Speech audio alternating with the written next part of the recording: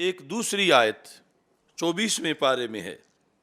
لئن اشرکت لیحبطن عملک ولتکونن من الخاسرین۔ اس میں لئن اشرکت خطاب جو ہے وہ ہے ہر مخاطب کو، کیونکہ رسول پاک صلی اللہ علیہ وسلم کے لحاظ سے تو ایسا کوئی احتمال ہی نہیں۔ تو اللہ فرماتا لئن اشرکت، کہ اے سننے والے اگر تو نے اللہ کا شریک ٹھہرایا، اشرکت کیا ہوگا؟ لَيَحْبَطَنَّ عَمَلُكَ، تو ضرور تیرا سارا عمل ضائع ہو جائے گا، وَلَتَكُونَنَّ مِنَ الْخَاسِرِينَ، اور ضرور بضرور تو خسارے والوں میں سے ہو جائے گا۔ اب یہاں پر یہ ظاہر ہے کہ شرک جو ہے وہ ظلم عظیم ہے، اور جب شرک آ جائے معاذ اللہ تو پھر پیچھے کچھ بچتا نہیں۔ لئن اشرکت لیحبطن عملک ولتکونن من الخاسرین۔ اب ان کے نزدیک یہاں یہ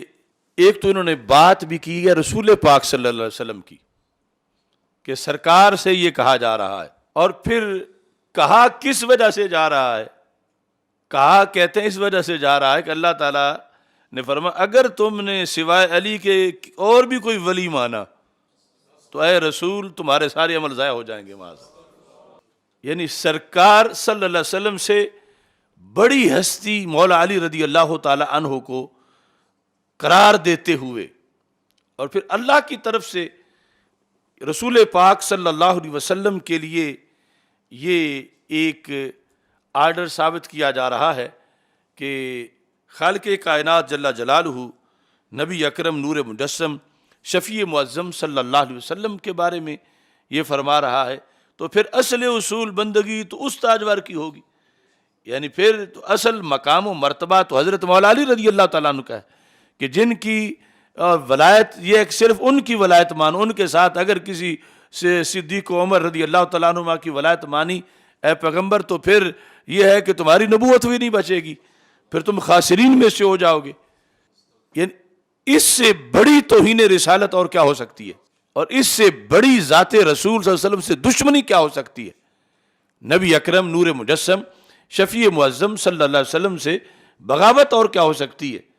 تو یہ یعنی صرف فارمیلٹی کے لیے رسول پاک صلی اللہ علیہ وسلم کو رسول کہتے ہیں اور کلمہ پڑھتے ہیں، اور اصل معاملہ جو ہے وہ یعنی آیت میں یہ سیریس مقام پر جو مقام توحید ہے یہ وہ مقام علی بنا رہے ہیں، اور اس مقام میں خلاف ورزی شرک ہے، یہ ولایت علی کے لحاظ سے کسی اور کو ولی ماننے کے لحاظ سے اسے شرک بنا رہے ہیں۔ یعنی کتنا دا ہے یہ گمراہی کے اندر اور بات گھڑنے کے اندر۔ کوئی مسلمان یعنی ایسا سوچ بھی نہیں سکتا کہ اتنا رسول پاک کو معاذ اللہ تو فیلی بنا رہے ہیں اور اصل حیثیت مولا علی رضی اللہ تعالیٰ عنہ کو دے رہے ہیں، اور اسی ڈگر پہ آج چلتے چلتے یہ رفض جو ہے وہ پھر اہل سنت میں سرایت کر رہا ہے۔ تب وہ گجرات کا ایک بطورہ کہتا ہے کہ جس وقت ہم اپنا سلسلہ نسب دیکھتے ہیں تو آگے ہمیں محمد تو نظر ہی نہیں آتے۔ اصل پیچھے وہ تحریک ہے یہ جس میں شروع میں انہوں نے کہا تھا رافض نے کہ فرشتے سے غلطی ہو گئی تھی، واہی طولانی مولا علی رضی اللہ تعالیٰ عنہ پر تھی۔ یہ ہر جگہ ان کی یہ صورتحال ہے۔ اب یہ کتاب حیات القلوب جلد نمبر 3 ملا باقر مجلسی، اس نے اس آیت کی تشریح میں یہ لکھا ہے، صفحہ نمبر 112، لئن اشرکت لیحبطن عملک ولتکونن من الخاسرین، اور پھر گھڑ کے ایک شان نزول بنایا ہے۔ یعنی جھوٹ بھی اتنا انداز سے بولتے ہیں کہ پہلے جھوٹ کا بھی پس منظر اور شان نزول بنا لیتے ہیں اپنی طرف سے۔ وہ یہ ہے کہ کہتے ہیں کہ نبی اکرم صلی اللہ علیہ وسلم کے پاس رب ذوالجلال نے جبریل علیہ السلام کو بھیجا، اور سبب یہ بنا کہ معاذ بن جبل رضی اللہ تعالی عنہ نے رسول پاک صلی اللہ علیہ وسلم سے یہ کہا کہ شریک کن در ولایت علی دیگراں را تا مردم میل کنن بقول تو، اب ان باتوں کو بیان کرنے میں بھی پھر آگے خطرہ ہے کہ کسی کے دل میں یہ باتیں ہی نہ بیٹھ جائیں جو ان کے گھڑے ہوئے شان نزول ہے، کہ کہا کہ اللہ کے رسول صلی اللہ علیہ وسلم آپ کا کلمہ زیادہ لوگ تب پڑھیں گے جب آپ یہ ولایت میں صرف مولا علی کو نہ رکھیں اور بھی ولایت میں لوگ شامل کریں، اور آپ نے صرف مولا علی کو ولایت میں رکھا ہوا ہے۔ یہ تجویز دی حضرت معاذ بن جبل رضی اللہ تعالی عنہ نے کہ اور بھی ولی ہونے چاہیے، آپ کے اوروں کی بھی ولایت ہونی چاہیے۔ تو یہ لکھتا ہے کہ اس پر جبریل علیہ السلام کو اللہ تعالیٰ نے بھیج دیا، کیا کہہ کر، یہ لفظ آپ سنیں، رسول پاک صلی اللہ علیہ وسلم کے پاس جبریل آئے کہ اللہ فرما رہا ہے اگر با علی دیگرے را شریک گردانی عملے تو حبت می شوات، کہ اگر تم مولا علی رضی اللہ تعالیٰ عنہ کے ساتھ کسی اور کو شریک کرو گے ولایت میں تو تمہارا عمل ضائع ہو جائے گا، نقل کفر نہ باشد، اگر با علی دیگرے را شریک گردانی عمل تو حبت می شود و نمی تواند بود کہ خدا پیغمبر را بسو اہل عالم بفرستد و او شفیع گناہگاراں باشد و ترسد کہ او شریک با خدا قرار دہد، یعنی اللہ کے ساتھ شریک ٹھہرانے کی بھی وہ یہی صورت بنا رہے ہیں کہ اگر اللہ کا حکم ہے کہ مولا علی کے ساتھ کوئی شریک نہ ٹھہراؤ ولایت میں، تو اگر تم نے مولا علی کے ساتھ کوئی اور بھی ولی بنا لیا تو یہ گویا کہ تم نے اللہ کے ساتھ شریک ٹھہرا لیا معاذ۔ اور یہاں تک یہ لفظ لکھ دیے پس مراداں است کے شریک گردانی در ولایت علی مردان دیگر را لئن اشرکتا، کہ اگر تم نے شرک کیا تو اس کا کیا معنی ہے، پس مراداں است کہ شریک گردانی در ولایت علی علیہ السلام مردان دیگر را، کہ اگر دوسرے لوگوں کو تم ولایت علی میں شریک ٹھہراؤ گے تو تمہارے تو عمل ضائع ہو جائیں گے، نبوت چلی جائے گی، سب کچھ خسارہ آ جائے گا۔ تو یہ ہے یعنی ان لوگوں کی اصل سوچ، یعنی اصل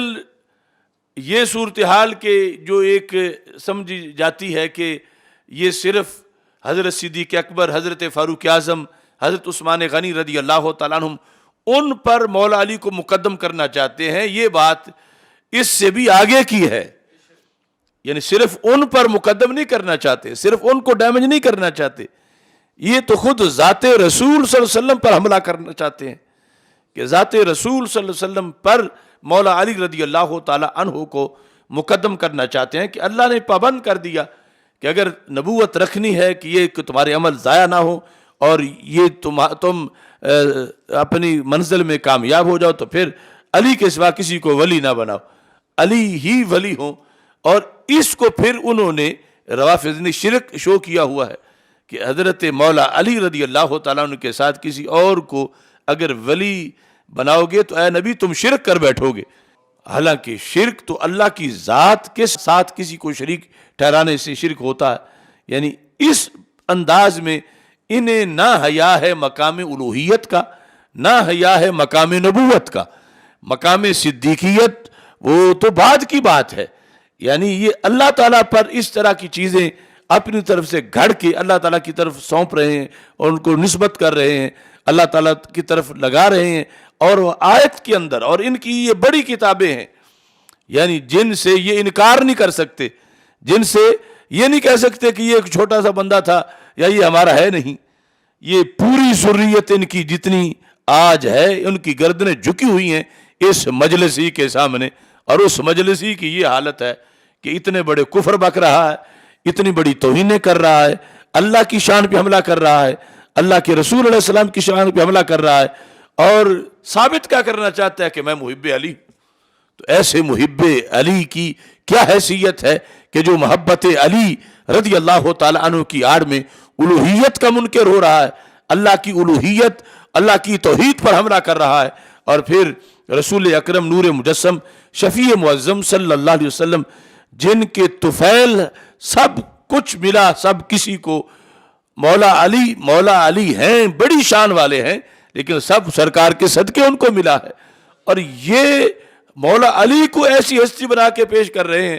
کہ رسول اکرم نور مجسم شفیع معظم صلی اللہ علیہ وسلم پر لازم تھا کہ ان کا ادب کریں، احترام کریں، ان کے مقام و مرتبہ اور ولایت کے لحاظ سے یہ رکھیں موقف کہ صرف وہ ولی ہیں اور کوئی ولی نہیں. اگر اور کسی کو ولی کہیں گے تو شرک ہو جائے گا. یعنی یہ ایک ایک بات ہزاروں کفریات کو مستلزم ہے کہ جس کی بنیاد پر آگے فطور ہی فطور ہے، فساد ہی فساد ہے. یہ ہے ان لوگوں کا اصل پس منظر. اور ایسی باتیں ہمارے بونگے سنتے ہیں کئی تو وہ واہ واہ کر کے داد دیں کہ آج تک تو ایسی شان علی سنی نہیں. تو اگر تم حق پرستوں میں تھے تو ایسی کفر والی سننی کیسے تھی؟ یعنی یہ قرآن سے بگاڑ، قرآن سے تصادم اور قرآن مجید سے جنگ کوئی سنی تو نہیں کر سکتا، کوئی مولا علی کا ماننے والا تو نہیں کر سکتا. مولا علی خود اس جنگ کو رد کرنے والے ہیں. لہذا یعنی دوسری طرف سے جو چیزیں اس طرح گھڑی ہوئی پھر اس کو کوئی شیپ دے کے بیان کرتا ہے، کوئی کچھ ملمہ کاری کر کے بیان کرتا ہے، ان سے یہ چیزیں وصول کر کے آگے بیان کرنا شروع کر دیتے ہیں. تو یہ ہنگامہ معاشر ہے کہ کیا ہو رہا ہے دنیا میں. اسلام کے اندر اب اتنا بڑا حملہ کیا یہودی کر سکے گا، نصرانی کر سکے گا؟ وہ کریں گے تو امت کھڑی ہو جائے گی کہ یہ یہودی ہے، یہ نصرانی ہے، اور یہ اپنے آپ کو مسلم شو کر کے اور قرآن پڑھ کے قرآن کے اندر سے رسول پاک صلی اللہ علیہ وسلم کو ڈی گریڈ کر رہے ہیں، جن کے وہ رسول صلی اللہ علیہ وسلم جن کے رتبے کا کوئی رسولوں میں بھی نہیں اور سارے رسولوں کے وہ قائد اور سردار ہیں. یہ اس عظیم ہستی کو مولا علی رضی اللہ تعالیٰ عنہ کے طفیلی بنا رہے ہیں اور مولا علی رضی اللہ تعالیٰ عنہ کے تابع کر رہے ہیں اور مولا علی رضی اللہ تعالیٰ عنہ کی ولایت کے آداب و احترام ان پہ لازم کر رہے ہیں اور ایک چیز گھڑ کے اس کو آیت قرار دے رہے ہیں اور اس کو پھر آگے شرک قرار دے کے شرک کا جو وبال ہے اس کو بیان کر رہے ہیں. تو یہ صورتحال یعنی ایک تو وہ ہے جو وہ اپنی طرف سے گھڑ گھڑ کے نہ سر ہے نہ پیر ہے، آواز آئی اور یہ ہوا اور وہ ہوا، وہ بیان کرتے رہتے ہیں. جب کسی آیت کا نام لیں یا حدیث کا تو اس کی بھی یہ صورتحال ہے کہ وہ آیت کے لفظ تو یہی پڑھتے ہیں لیکن آگے کر کیا رہے ہیں آیت کے ساتھ اور اس سے مراد کیا لیتے ہیں. یہ ان سوداگروں کے مختلف روپ ہیں.